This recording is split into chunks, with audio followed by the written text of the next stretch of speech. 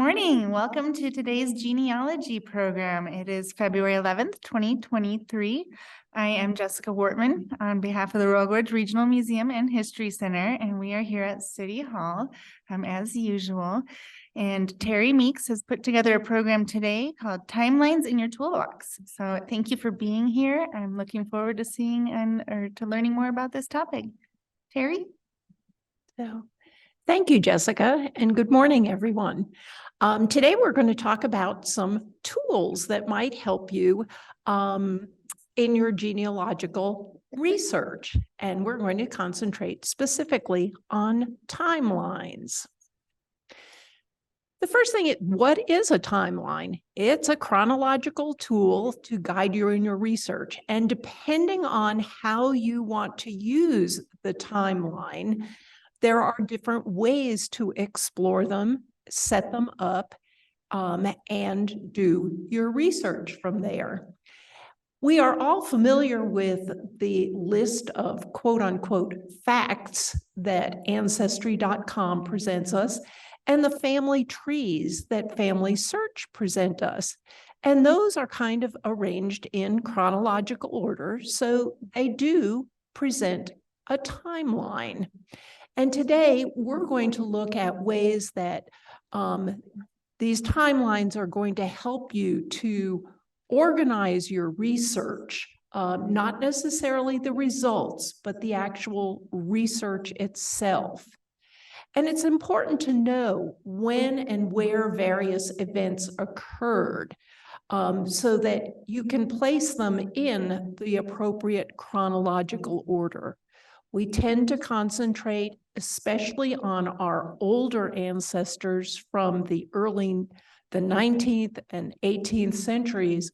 We've never known these people, so we tend to concentrate on just finding birth, marriage, and death records. But there's so much more to a person's life, and we're going to look at ways that maybe you can fill some of those 10-year time spans between censuses. Where do you look for the records? This is going to help you point in that direction. And the best thing of all is it's going to help you refine your research.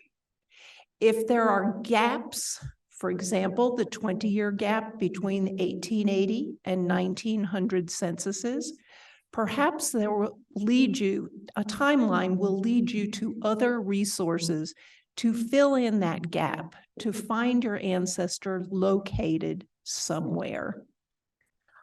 I know in my own family, my great-grandfather, there are inconsistencies. His tombstone actually says that he was buried or died on one particular date, but the church record actually says that he was buried at a later time. So we have that inconsistency. It's just a matter of months, but is there some other record that I can find that a timeline might help us identify? And we all have those brick walls. And one of the examples that I'm going to present to you today will show how perhaps making a timeline can help you break down that brick wall. In all cases, filling in the information on a timeline are going to amplify your family member's story. Oops. We're going to use some of the most traditional records that we always turn to in genealogical research to see if we can't get beyond the census and find some of those tidbits to fill in. We always want to try and keep it as simple as possible. And a timeline, by its very nature, is organized chronologically. Now, when I say chronologically, you can also consider reverse chronology. You can go from the most recent information that you have, because we all encourage you to start with the known and go back into the unknown. So you can arrange your timeline chronologically. You want to focus on one individual or one family group. If you get much beyond that, you're going to get too confused. So set up a timeline for a specific individual within the context of their family. Whatever is easiest for you, whether it be handwritten or whether it be something on the computer, choose whatever is easiest for you.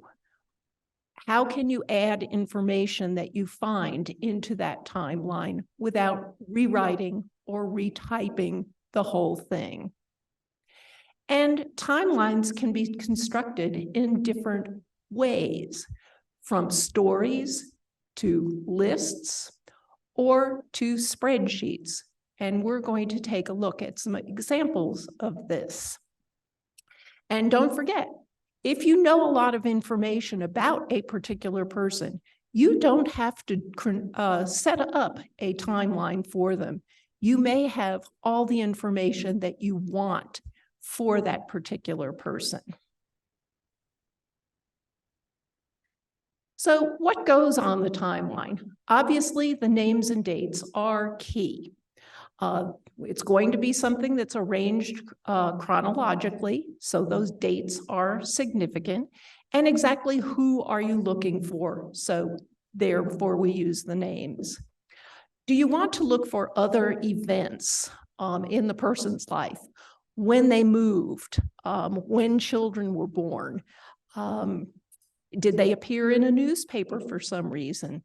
So we're going to look for those different sources. Timelines can also include a column for what type of document did you find this information in? Do you have sources for all the information that you have entered into your genealogy records? You may have a family story, but at least document who that story came from and see if you can find some documentation that either refutes it or acknowledges it.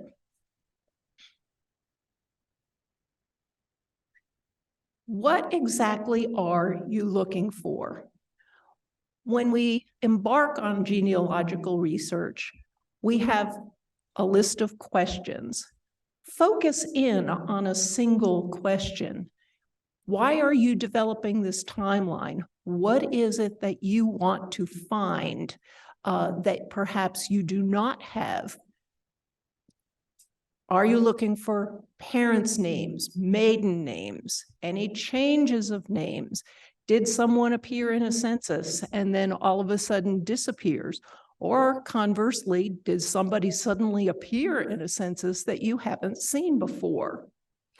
Timelines can be used to find the records that will indicate where your ancestor, your immigrant ancestor, might have originated. And we're going to see in multiple instances where you can get a deeper understanding of your person's life. And here again, that documentary evidence.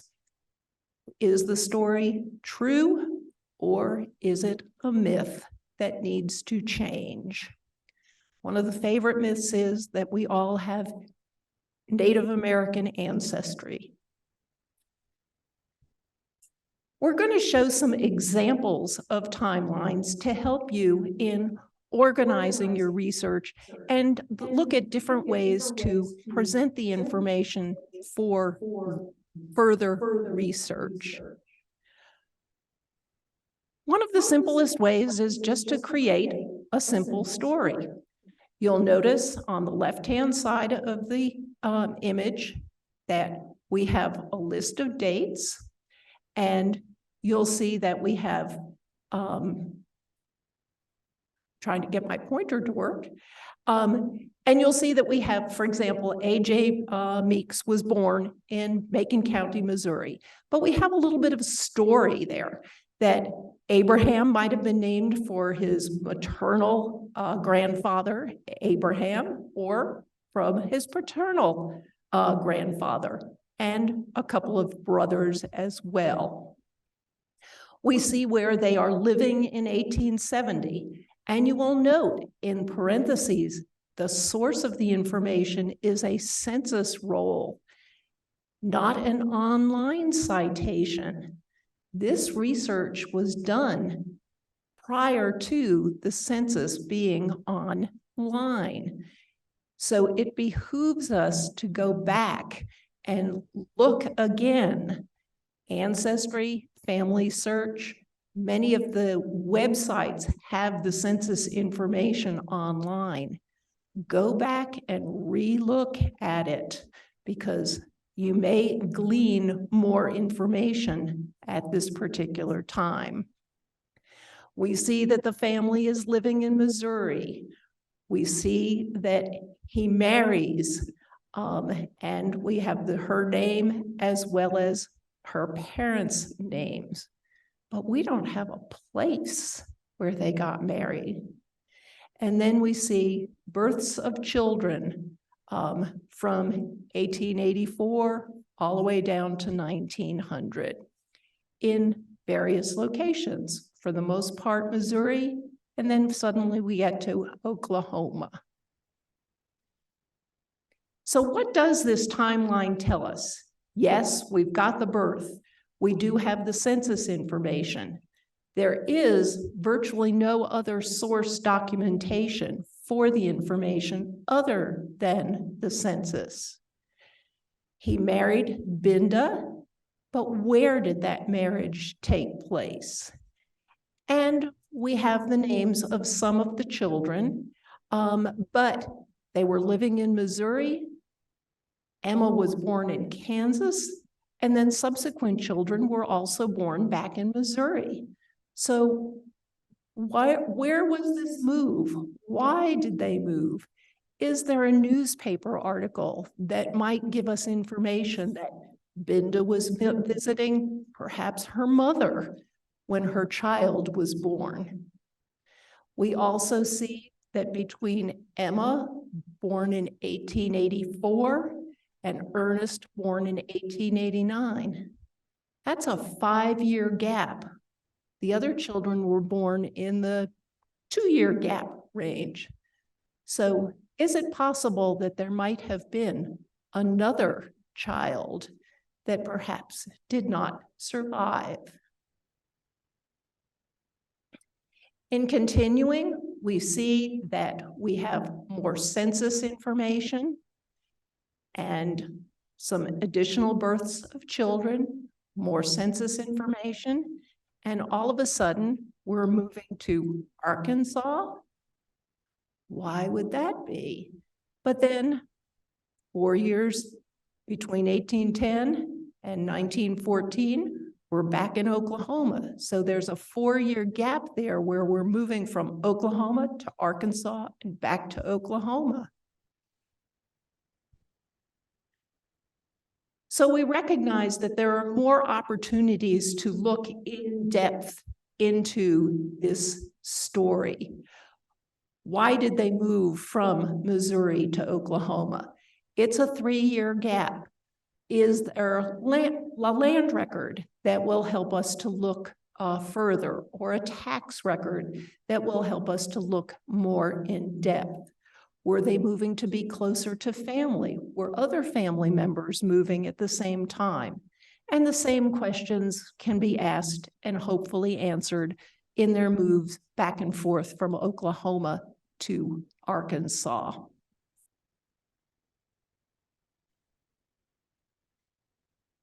While the last one was presented kind of as a story, this one is simply a source listing.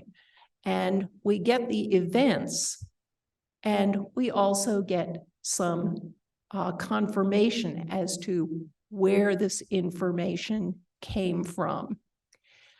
Again, we see that we just have years. We do not have specific dates. So there's further research to do to perhaps get that. And I'm pretty sure that the family Bible does give that information.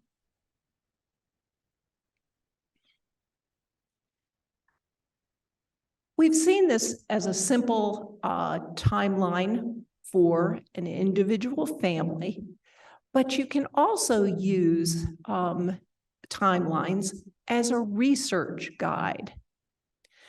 For example, do you have all of your census information? Can you account for one individual family throughout every one of the censuses? Or do you have a gap? We all have that 20-year gap between 1880 and 1900. Are there state censuses available for the state where your ancestor lived that might be able to fill in some of the information created by those gaps? And we see it all the time. Ages, ages of women in particular, but ages of children also. We have discrepancies. Can we confirm the birth order of children based simply on census information? And there's always that person that disappears and you wonder where they have gone. And in some cases, you have someone that shows up suddenly that you didn't know about. So let's take a look at another example for simply a census grid.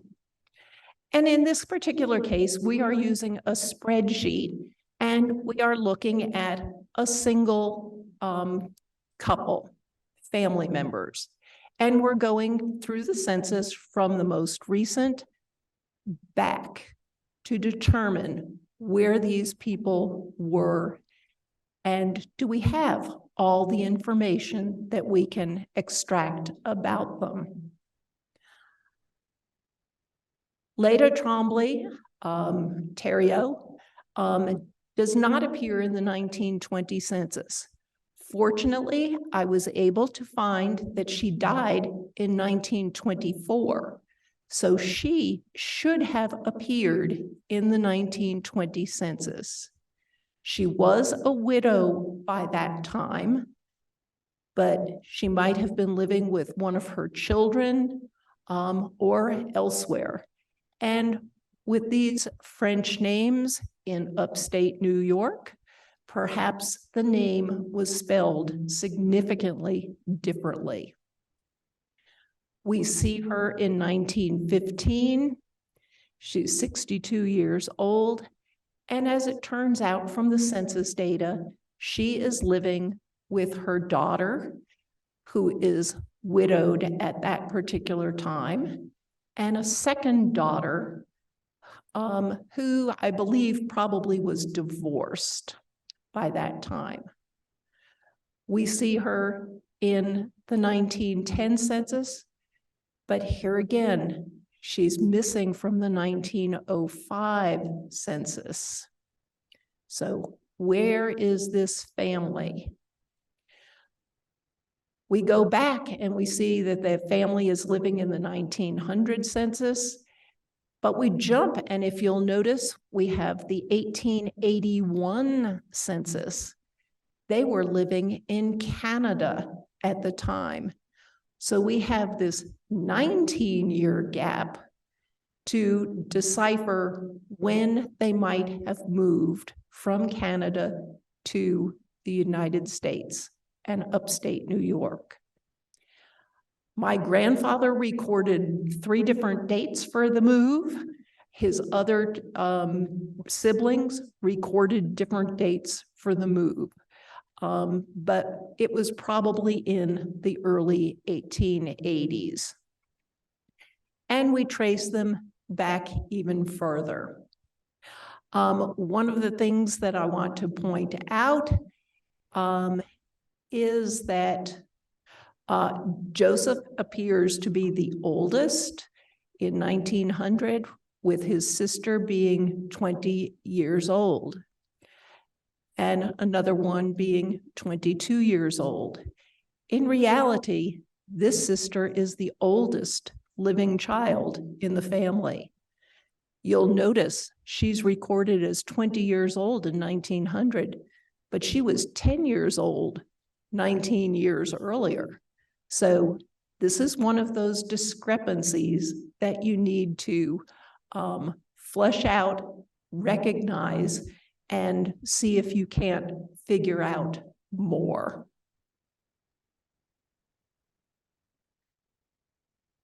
Continuing through the rest of the family, we don't see some of the other children, especially the girls.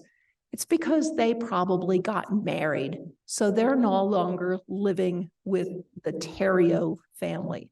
And you'll notice a couple of different spellings as found in the censuses. One of the curious things is we have Francis, who's 11 years old in, I believe this is 1915. And he's not Leda's son. She would have been 52 years old when he was born. And while it's not impossible, he is not her son. I believe that he is a nephew. And taking Leda back even further, she's with her father and his family.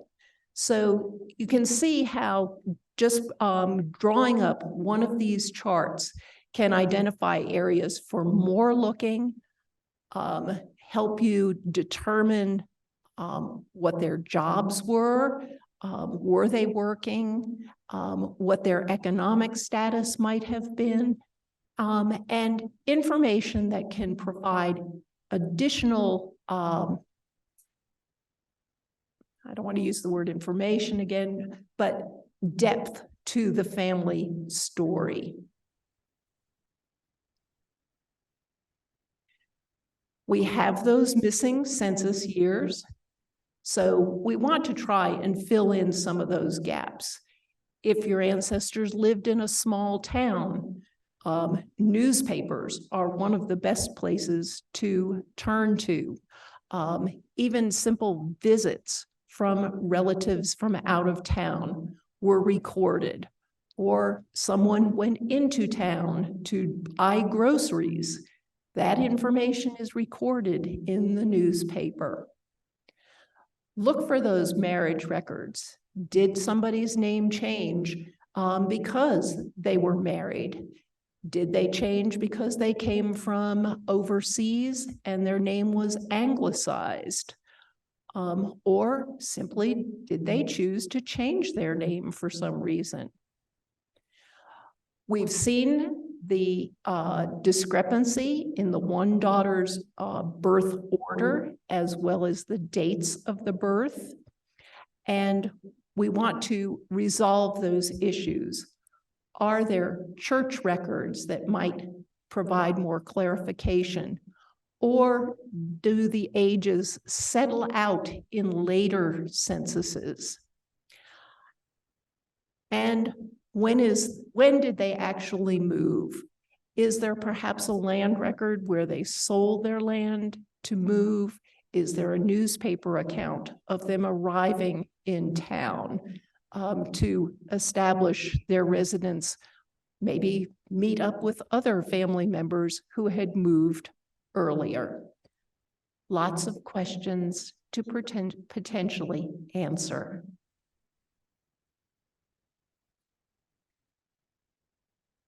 This is another example using a spreadsheet, but just simply laying it out as the births, marriages, and deaths for a particular family. Do you have the information, and do you have the documentation for it? And where is that documentation? Oops, excuse me. My great-grandfather, per the census, was born in April of 1838. That's from the 1900 census. He married, died, and was buried. You have to realize that I have created these spreadsheets for this presentation, but this represents many years of research. I did not know, for example, that he had died in Poughkeepsie, New York. The family lived in Cohoes, New York. And I had no reason to believe that this was my great-grandfather. It was subsequent newspaper articles that led me to find the information that he was died in Cohoes. My great-grandmother, her census information. Here again, I do not have an actual birth record, but I want to try and find something that can confirm this information. Is it perhaps in an obituary? And I can say it's not. But their marriage. And it was through their marriage that I actually found her maiden name. So, and her information. So for the most part, this is the couple, their son, his marriage, their second son, his marriage, which took place in Canada, and a third son. And we see where he, on the next page, we see that he married, but I don't have that marriage information. So it's something that needs to be confirmed elsewhere. It gives me the clue that I need to do further research. Bart actually married Elizabeth Hennessy. Here again, don't know. But he did have a second marriage. And here again, it's from a family story, but I have found no proof. And I have actually written to this church, and they have no record of his marriage. We see no birth information, and we see simply death information from a cemetery record. We see a birth and a death, no marriage. Obviously, she was only 12 years old. And there were 3 unknown children that apparently were either born stillborn or died in extreme infancy. So our task is to fill in that missing information. What documents can add to their lives, whether they be the births, marriages, and deaths, or all the events that occurred in between times. How did the family feel about losing 3 children at birth? And we saw where James and Mary both died as probably young people. Mary for sure, James probably. So what was the reaction to those deaths?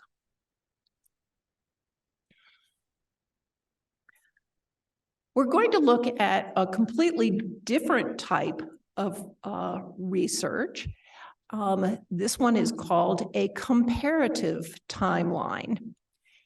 If you have a relative that has a common name and you are unsure as to are they part of your family or are they someone else, this might help you to resolve that question. My uncle had done some research, and the only thing that I knew was that Ellen Cooney had married a man named Roger Moore, both common names. So where are these people? Here again, this example is created as the result of much time intensive research. Oops. I knew that there were at least 10 Robert Moores in Troy, New York, in the time period that I was looking for. From a will record in 1904, I discovered in James Cooney's estate that 2 children, Robert and Mary Moore, were named. So I'm assuming probably children of Robert and Ellen. And I did finally find an 1860 census with some additional and interesting information. And what I want to know is the Ellen Cooney Moore. I found another census record, a state census record, that showed me that Ellen Cooney Moore was married to a James McMulkin. Is this my family? So as I said, the first thing that I found was the 1860 census. This is a comparative timeline, and you will notice the use of different colors.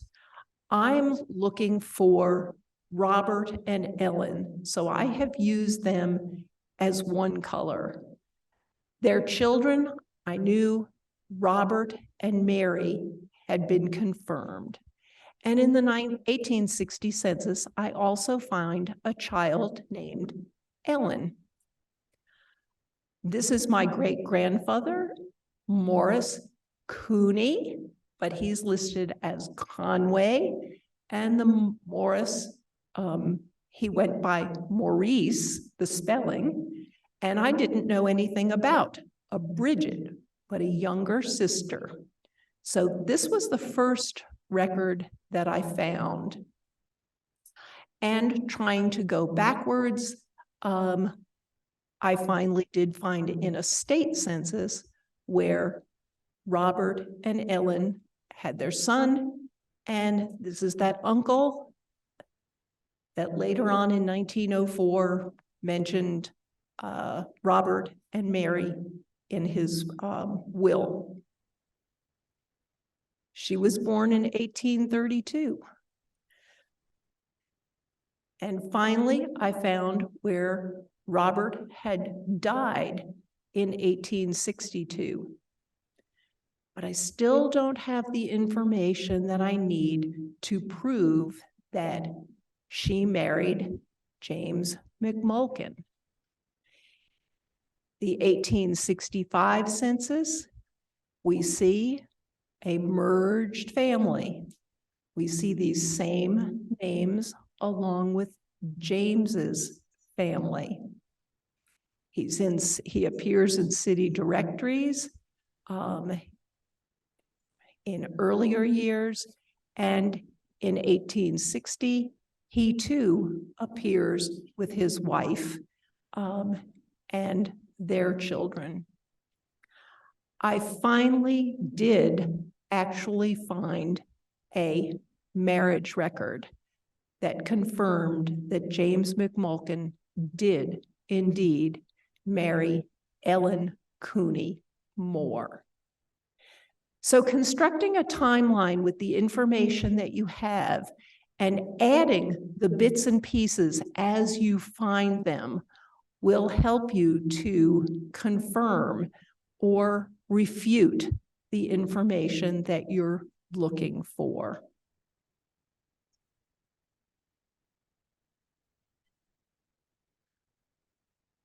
We're going to hopefully look at how a timeline might help you break down a brick wall. We have here an 1866 marriage record for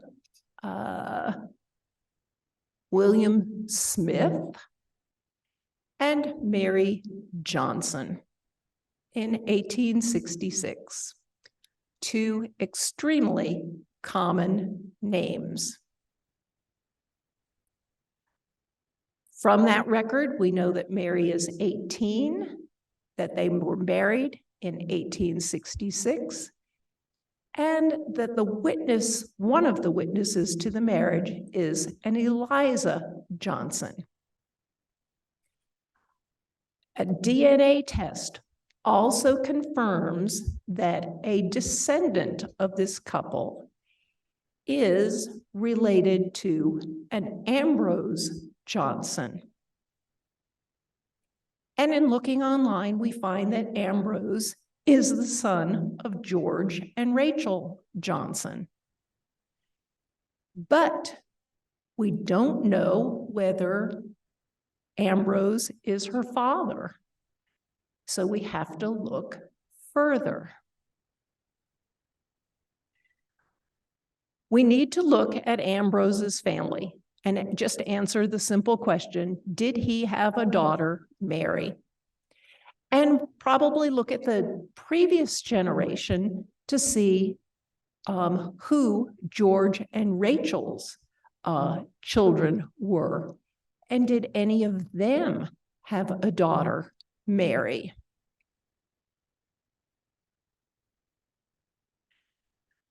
So we have this very, very complex grid to do this research.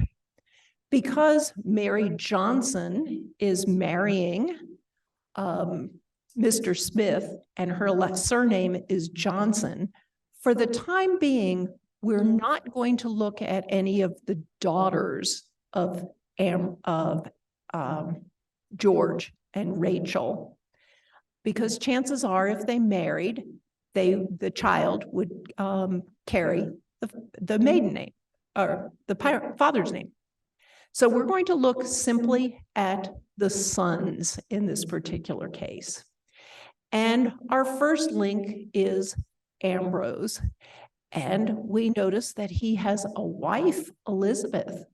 So perhaps Elizabeth might have been Eliza that was the witness. And we go down the line and we see that he has a daughter, Mary Louise. Aha, good potential. We also look at Archibald and his marriages, and we see that he too had a daughter, Mary. Booker died at a young age and does not have any known descendants. And moving on, we see another Mary, and we see multiple marriages, and we have an Elizabeth. We've got at least now 3 that we've got to look at. And we see another marriage for an Isabel, who could also be an Elizabeth. And we see a daughter named Eliza. So we're kind of overwhelmed here. And when looking at the last son, we go down the list and he has an Elizabeth, possible witness, but thankfully no Mary. So what do we do with this information? We have to look at each one of these Marys, and we also have to look at each one of the Elizabeths. So Ambrose had a daughter, Mary Louisa. She was born in 1849. Well, in 1866, she would have been about the right age. But she married Franklin Mudders in the same year. Franklin did not die, so that kind of eliminates her. She did have a cousin. She had 3 cousins, Elizabeth or Eliza, and we know about their birth years so that they could have been a witness. But in doing the research, we found that Franklin died, so we're pretty much eliminating her. We also found Archibald had a daughter, Mary Jane. And I don't know whether you recall, but on the marriage license, the Mary's name was recorded as Mary J. Johnson. So she's the daughter, but she was born in 1852. So she would have only been 14 years old.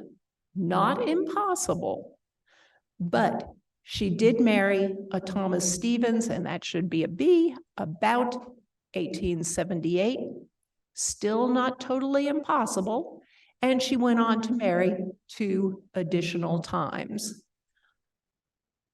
Unfortunately, we can eliminate her because Mr. Smith, William Smith, was alive still in 1878.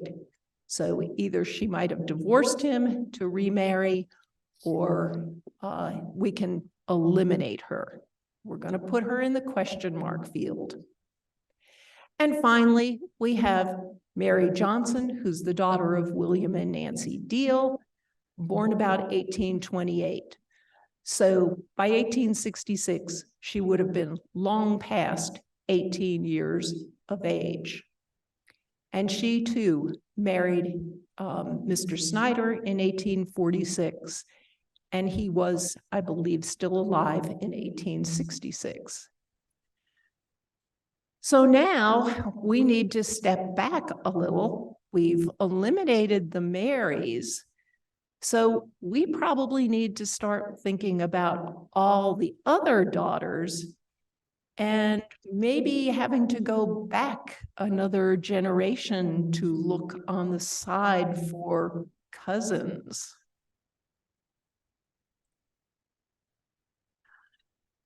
So we're going to look at each one of the daughters, Ambrose's daughters, Archibald's daughters, and see if we can't account for all of their comings and goings.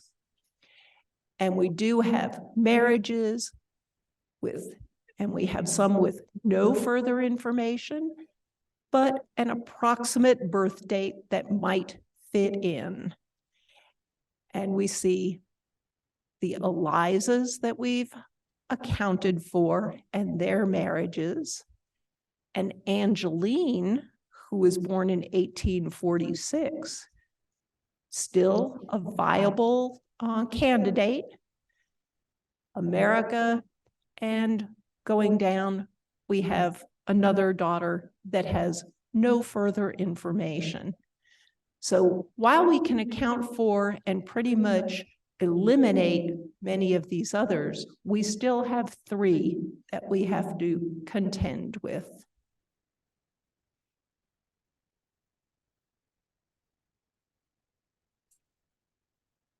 And in taking that information, we look at each one of these. And we're kind of narrowing it down to William's daughter, Angeline. She was born about 1846, which would have meant she would have been 20 on the marriage. She has an older half-sister, Mary, and an older sister, Eliza. And kind of the cincher for this was in reviewing the 1880 census, Mary Smith, the married daughter, her middle initial is listed as A. We're pretty sure that Mary Smith is indeed Angeline. Her father had married 3 times. She had an older half-sister named Mary. So rather than having 2 girls in the same household with the exact same name, she went by her middle name, Angeline, in the census. But in her married life, she reverted to Mary. There was other documentation from tax records, etc., that helped us to confirm that it is indeed Angeline. So with a lot of research filling in those gaps and recognizing potential family connections, we were able to, through a timeline, solve the issue.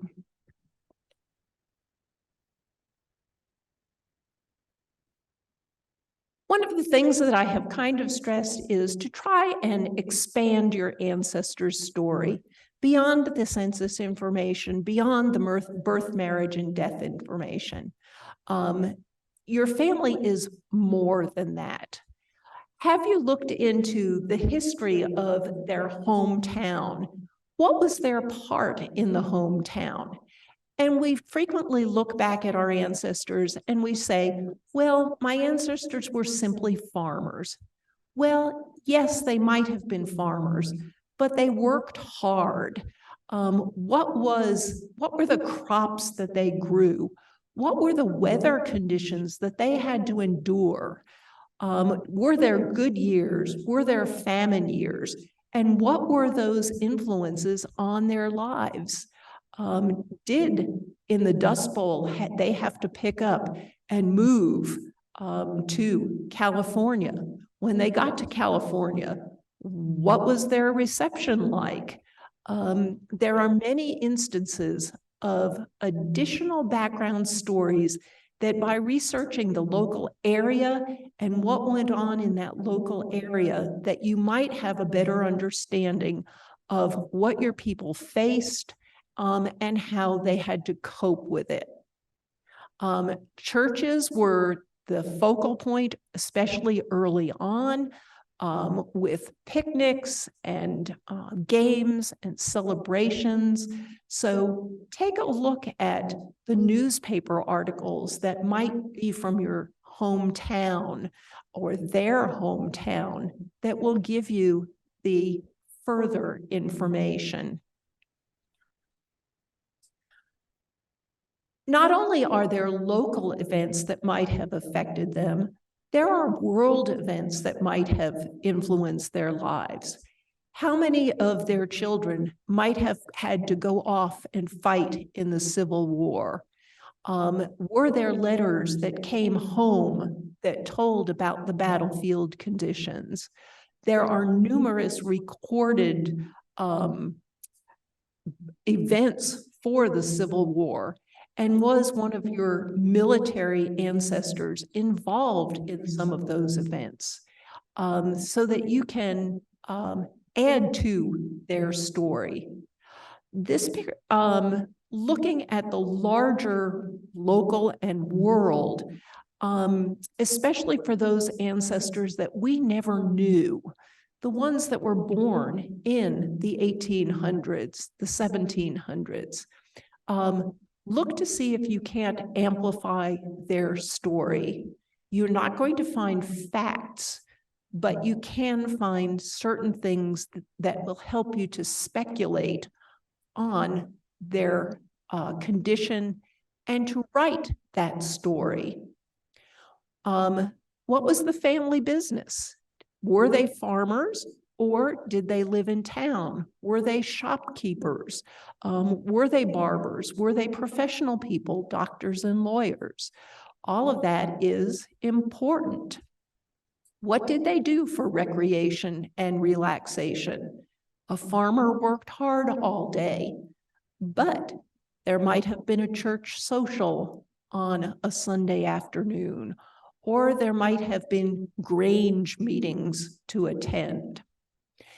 And I always encourage people to add photos to the story, not just the photos of family members. Those are extremely important, but photos from perhaps the internet or from a museum where you see the hometown that they lived in at that particular point in time. So think about a history timeline. And I noticed that Family Search does do history timelines frequently. And they talk about the big things like World War I, World War II, the Vietnam War. but think about the local small happenings as well. So I have a simple, straightforward timeline for one of my relatives, Maurice J. Cooney, who was a career military man. He was born in Fort Lebanon, Kentucky, and he enlisted and was discharged numerous times. And through military records, I can see a pattern every 3 years, roughly. In World War I, he was shipped overseas, and it has the name of the ship that he went to Europe and came back from Europe on. And we see finally when he dies in Troy, New York. But here's a newspaper article from Idaho. He was born in Kentucky, Fort Lebanon, but managed to enlist at Fort Sherman. And we see that they're having a camp called the Sherman Camp, and it is for sons. Where is it? It's for sons of military people. So there's one of the first clues that I get that not only was he in the military, but his father was a military person as well. And I happen to know that Martin is an older brother. He's 2 years older. So just a simple article that gives me a little bit of information. Here is Fort Sherman in Idaho. It's near Coeur d'Alene, and we see its current location today. Online, you can find old photographs from the area. So this is what it was founded in 1878. So we see the architecture. And, you know, my person was there in the 1890s, but things have not significantly changed. Some of these buildings are still in existence today. Here is a fuzzy old map, but this is the traditional layout of a fort. This is probably the Army parade ground. These are probably officers' quarters, and these are probably enlisted barracks. And my person was an enlisted person. So this is probably the area where he lived for at least 2 to 3 years when he was not being deployed. I know from the 1900 census, he was in the 16th Infantry. The picture is of the 17th Infantry, but when the 16th Infantry shipped out to the Philippines, I assume that the picture was very much the same. This is from the National Archives website, and it talks about the engagements, etc., for the Spanish, a general picture of the Spanish-American War. But also on the internet is the specific, the 16th Infantry, and where they were. And he re-enlisted when in that exact valley in the Philippines. So we get an understanding of exactly where they were in the Philippines during this particular time. So especially military records, you know where your person is practically every day.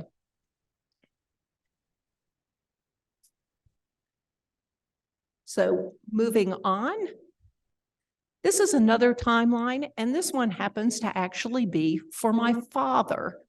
And he very graciously left a handwritten autobiography before he passed away. It's not edited in any way. So it's kind of sloppy, but from that, I pulled out some of the information. One of the first stories that I remember him telling me was he was born in 1900 and he remembered lamplighters coming around, and this is New York City in 1900. And he remembered lamplighters coming around and lighting the gas lamps every single night. So amplify his story. In 1907, the lamplighters quit. The city has dark spots, and there's a whole article about lamplighters and how they're going to be replaced. The end of an era. His sisters were married in Vienna Hall in 1912 and 1914. His sisters were considerably older than he.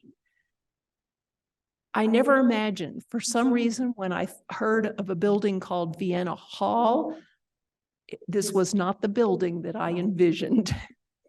But apparently they had a large reception area and ballroom on the first floor. They had rooms, they had banquet halls, etc. So a picture from, while I don't have a picture of his sisters on their wedding days, I have the picture of Vienna Hall. My father went to Townsend Harris High School. It still exists today. And here again, this is in New York City, and I never pictured a school being in what I would have considered like an apartment building or a business building, but it occupied a couple of floors. And it gives you a whole history of the Townsend Harris school. It was a school for boys, or young men, a high school, and they did high school in 3 years so that they could graduate and immediately go on to the City College of New York. My father did not go to the City College of New York. Ships. I mentioned earlier that my Cooney relative, as well as my father's older brother, were sent to France in World War I. Many of the ships, their pictures and their histories are online. So imagine this as a troop ship in 1918 and 1919 with the hundreds of infantrymen aboard. My father was a university student in 1918, and he joined the Student Army Training Corps. They were set up on university campuses. And while this is not from his particular university, it gives you an idea of the kinds of things that they were doing to prepare these young men should they have to go off to war. I actually did find a very, very small article from New York University where the gentleman that was in charge of the Student Army Training Corps was from the chemical engineering department.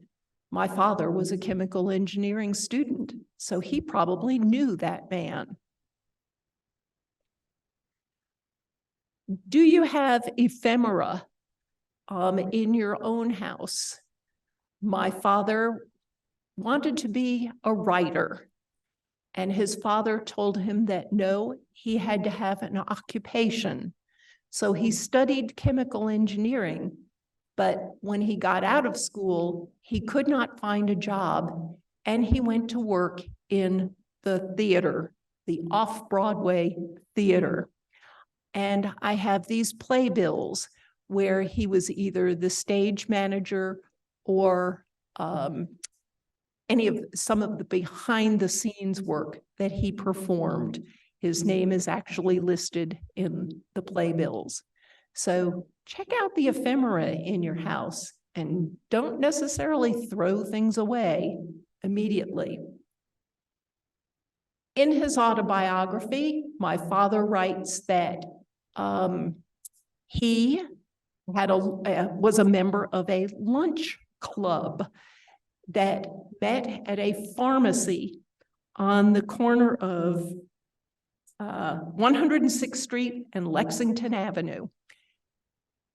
This is the pharmacy, and it's very, very difficult to read, but in 1940, as part of the Works Progress Administration, they had a program where they took pictures of every single building in New York City. The lunch club included 2 doctors, 2 nurses for the doctors, and 4 nurses from the Henry Street settlement. One of those nurses was my mother. This is where my father met my mother, and they had lunch daily when they started dating.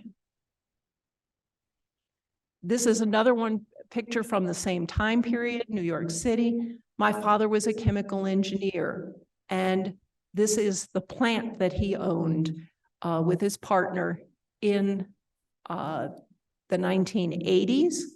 I remember visiting this as a child and going up the stairs.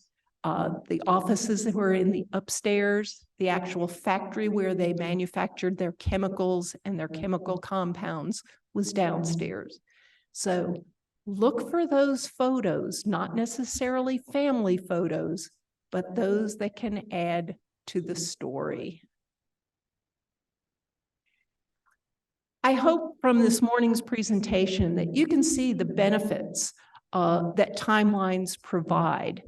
They can help to break down brick walls. They can help you to understand your ancestors and what they went through. It's a good way to order the events of their life and to see where things might be missing, what documentation that you need to acquire to certify that these events occurred, and hopefully fill in some of the holes and missing links. And they always suggest further research. So with that, I will open it up to any questions and turn it back to Jessica.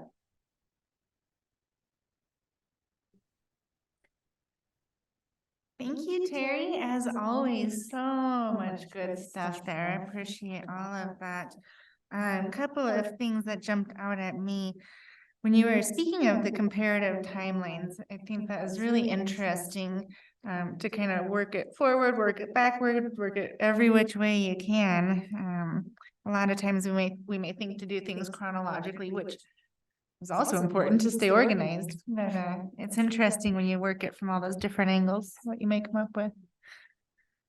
The other thing I really liked was, in speaking about the world events and considering how that is impacting your relatives, and that we might tend to be so focused on the micro, but to expand out and look at the macro and how that might play into things. I thought that was really interesting.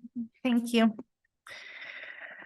So thanks everyone for being here. As always, we appreciate your attendance, and we are trying to get feedback. And so we'd really appreciate your feedback. We're doing kind of a fun thing for February, which would be our love letters. And so at the museum, I've got a format for a love letter to write to the museum and let us know how we're doing. If you're interested, I can email one over to you, kind of a fill form. Or just shoot us an email, and we'd really appreciate to hear what you think, what you're liking, what we could do better, any stuff like that. And so you can send that to historycenter@canyoncity.org, or if you wanted to email me directly, it's jswortman@canyoncity.org. And as far as announcements, I just wanted to mention, you may have seen it. If you have any kids in your life that would be interested in this, we have a junior paleontology program coming up at the museum. It's a really special event. Members from the Western Interior Paleontological Society are going to be on site with real fossils for the kids to learn to prepare, and they get to take home with them. And so if you've seen the flyers, we posted it for ages 10 to 14, but we've now expanded that to include 8 and 9-year-olds. Registration is just $5, but we do have a sponsor who has stepped up to make it accessible to everybody. So if that's a concern to anyone, we'll figure that out and take care of it. And so registration's at the museum, 612 Royal Gorge Boulevard. Thank you, and we hope to see you next time.